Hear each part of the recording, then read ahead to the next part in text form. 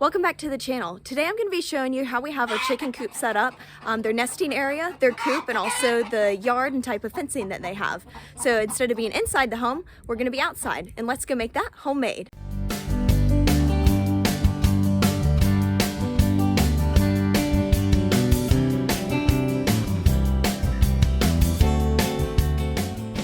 The original chicken coop that we had, and that's this coop right here. We got this one from Tractor Supply for just a few $100s, and for us starting out, we actually used to live in a neighborhood, and so that was just the right size. We had 5 hens. Some of them we've sold to other people that are getting started with their chicken coop, and others like Jules. I don't know where she went, but Jules the Speckled Sussex and our Golden Comet, those are a couple of the original hens that we had. We established our flock in 2021, and we called them the Hickory House Hens since we lived on a little street called Hickory Street whenever we first started out. So the coop here is probably like 5.5 feet or so. No, close to 6 feet in the middle, because I'm 5'6" and can stand up completely in here. And this door, you do have to duck down a little bit in here, but this is kind of like your people door. And then on this side is the chicken door. So it's a really simple setup. This is just hardware cloth in between. And whenever we had it at our other house, we actually had paver stones on the outside just to help prevent any sort of digging predators. But given where we were, that really wasn't much of a concern. So you can see inside here has an exterior roosting pole, has a little ladder ramp with ridges for their feet to catch on. And then it does have a door that can close off the actual nesting area. So right now you are sitting in the nesting area of this little chicken coop, and it only has space for 3 nesting boxes, if you will. And we kind of like we did with the old coop, we took the dividers out of this one and just made it like a single trough style. But it's made to have 3 nesting boxes, so kind of like here, here, and here. Now that we have the big chicken coop set up, we just keep this one for more of like a quarantine situation. So in case anybody's acting a little bit under the weather, or if we introduce any new chickens to the flock, we put them in there for a little while just to observe for any sort of sickness or any signs of issues that might be contagious to our flock, or certain behaviors that might bother them as well.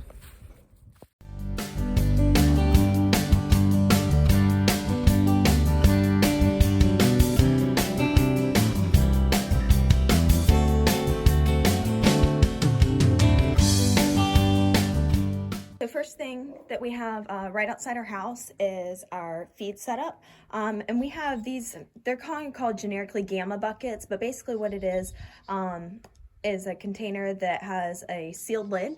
And so far we've had these for several years already and haven't had any problems with pests, that being insects, rodents, really anything. So we'll go ahead and we'll open this one up here, and I'll show you the inside. You can see the seal right there on the edge, and in there we keep our chicken feed. And I think we got these ones from Sam's Club, but there are plenty of other options online like Amazon. So I'll try to find the most comparable product and put a link to it in the description below for you. Come on. Just stepped off the porch here. Greetings from Jules. This is a Speckled Sussex. As you can see, we have, well, a white leghorn right there. This is the entrance to our chicken yard. Oops, sorry, it came out of focus. The entrance to our chicken yard is right there, and it kind of runs across our yard, and you see their little coop. And once we get in, we'll go and see the nesting area. So let's go. Of course, everybody thinks that we are feeding them, so they all, well, flock around the gate. We'll go in. Watch out for everybody. Here's everyone. Sorry for the harsh shadow there of the tripod. We'll do a quick little tour of some of the breeds that we have. Right here is an Americana. They actually lay green eggs. They're kind of tic-tac shaped, and she gives us probably 4 eggs a week or so. So not the best layers, but definitely interesting as far as color goes. Another breed we have is White Leghorn. These are excellent layers by far. These ones are pretty skittish. They're a pretty lanky, kind of thin breed. And they give us probably 5 to 6 eggs a week, if not 7. They really are excellent layers. We'll turn around here, we have a golden comet, and she is almost 3 years old. She's one of the originals as well, and she lays pretty small brown eggs. Sometimes they have little white speckles to them. As we walk down here, I'll tell you a little bit about our fencing. My husband installed it himself, and it was so much cheaper than having a company come out and do it. We've just got metal T-post here, and then this is field fencing. So this is a woven wire right here. There, make that easier to see. This is a woven wire, and then on the bottom layer, we've got chicken wire here, because when we just put them out after they had grown their adult feathers, they were able to slip through these smaller squares, so we put this up, and that definitely helped. But since it's time for wing clipping again, clearly we've got some work to do. Our chickens are more or less free range, but every morning, now that we're here at the coop, every morning they get let out and we throw their portion of feed out here on the ground. They have a 16% protein layer pellet. We were giving them a crumble, but we found that we were wasting too much because of the small pieces. So now that they have the pellet, nothing gets left behind. So we're walking here into our coop. One thing that you'll see is that there's a lot of shaded area for them. Their entire coop is shaded, which is really important, especially on those hot days, so that they can have a nice little place to come and cool down at. So before we go inside the coop, I'll actually show you their nesting area, and you can see a couple are already in here laying. This was a bookcase that my husband took out of an old shed that we had to tear down. So he took that, repurposed it, and then he just put up this little trim right here. This is just a little bit of 2x1 and just screwed in really simply. And we have pine shavings. These are just your basic ones from Tractor Supply. And we hardly ever have to change them because the chickens, they don't poop in there or anything, and it stays really nice and clean. So it's just enough of a lip for them to not kick all the shavings out, and also for the eggs to stay in place. So for example, here's one of the eggs.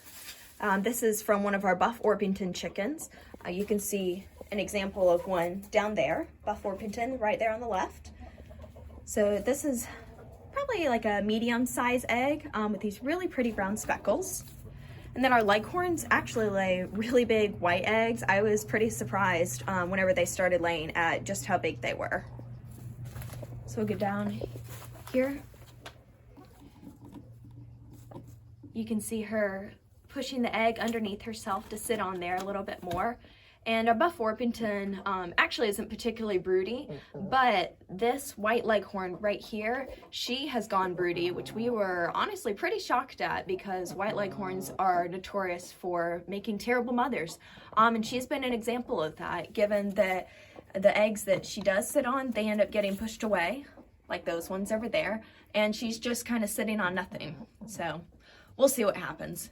No telling, honestly. That you could have it set up to where they were individual nesting areas, but we found that since our chickens, and really most chickens, will lay where their other friends were laying, it was easier just to have this sort of trough setup, so it's not necessarily divided, but then everybody can lay where they want to lay, and it works out just fine. The last thing I was going to tell you about our nest box area and our setup is that we have these nest eggs in here. We just have 2 for our chickens, and this can just be kind of like a guide that you can put in there to tell them like where you want them to lay, or just to encourage them to sit if they're not laying in the nest box at first. These are ceramic, you can kind of hear it, but they also make wood ones, and they make different colors and different sizes, so you can find what you need, and these are really cheap.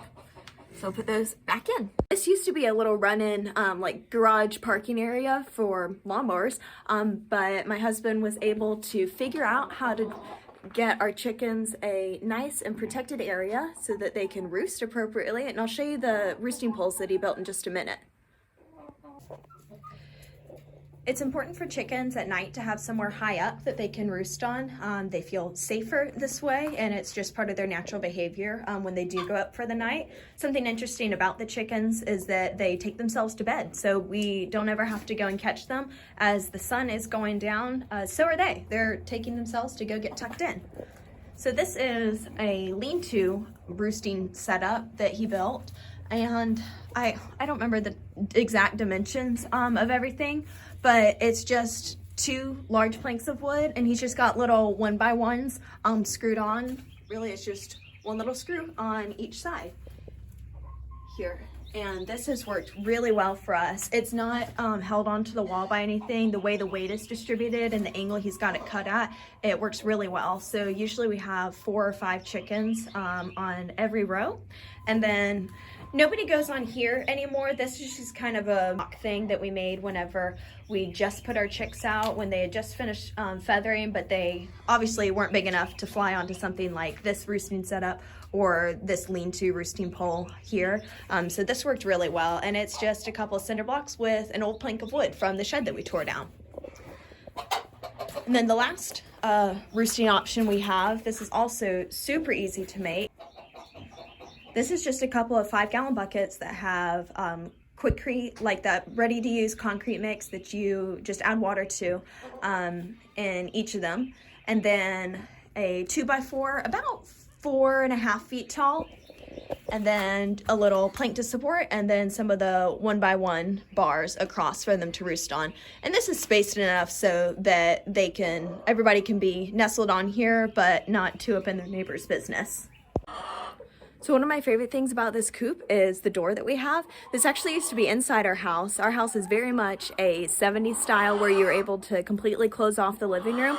So instead of doing that, we took one of the doors out, and I'll bring you over here.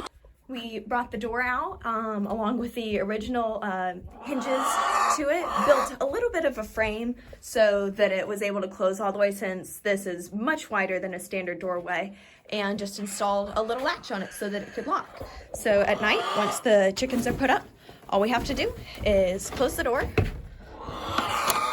latch it, and everybody is all safe.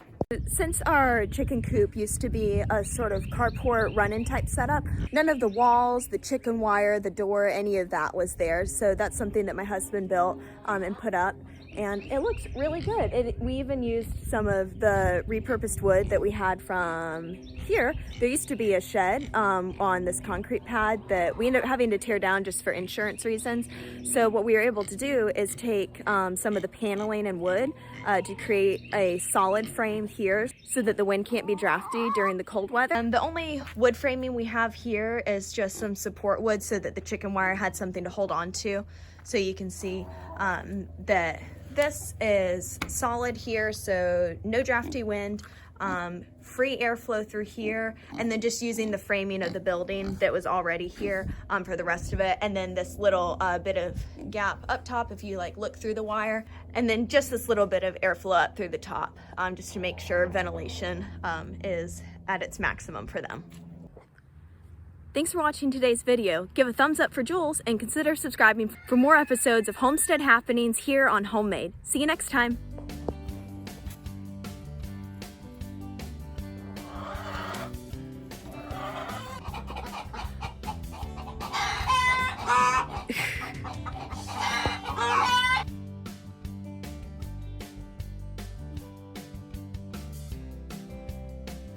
Who's a good boy? Hershey's a good boy.